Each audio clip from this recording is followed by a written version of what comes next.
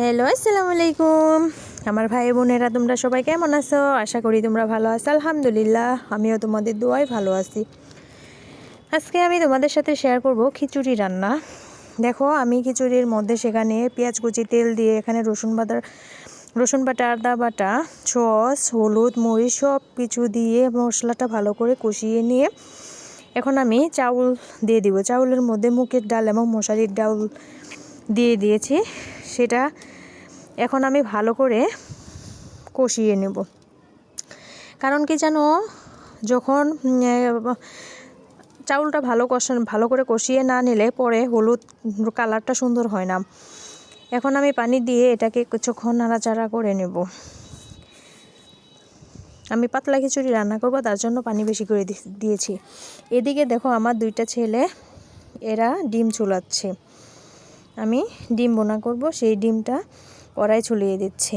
আমার বাচ্চাগুলো কখনো মোবাইল দেখে না, ওরা মোবাইল না দেখে আমার সাথে সাথে বসে কাজ করে। আজকে আমার বড় ছেলেটার স্কুল বন্ধ, তার জন্যে আমার সাথেই কাজ করলো। এই যে এদিকে দেখো, আমি এখন পেঁয়াজ পাতা নেব, আমার গাছের পেঁয়াজ পাতা, সেগুলো উঠিয়ে আমি খিচুড়ির মধ্যে দেব। আসলে গাছ থেকে টাটকা সবজি উঠিয়ে রান্না করা খাওয়া আসলে অনেক মজার জিনিস। এই তো দেখো, আমি গাছ থেকে পেঁয়াজ পাতা উঠিয়ে নিয়ে সেটা খিচুড়ির মধ্যে দিব, সেটাই আমি তোমাদের সাথে শেয়ার করছি।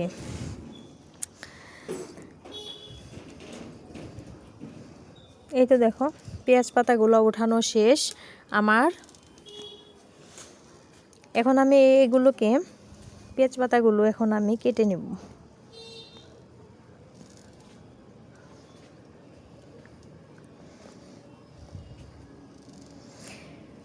আমার খিচুড়ি রান্নাটা প্রায় শেষের দিকে হয়ে এসেছে।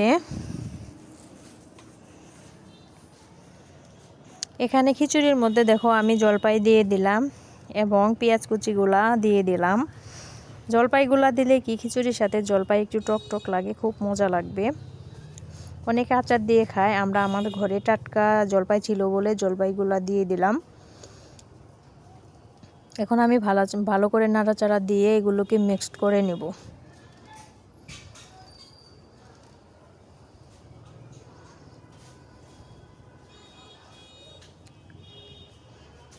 এই তো দেখো, খিচুড়িটা প্রায় ঘন হয়ে এসেছে।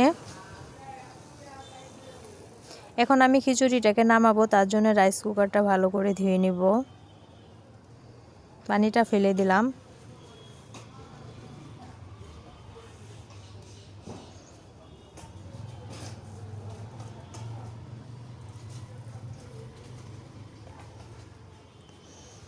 এই তো দেখো, যে যেমন পাতলা খাবে সেই পরিমাণে নামিয়ে নেবে। এখন আমি এইটুকু পাতলায় নামিয়ে নিলাম। যখন ঠান্ডা হবে খিচুড়িটা, তখন আরও একটু ঘন হয়ে যাবে।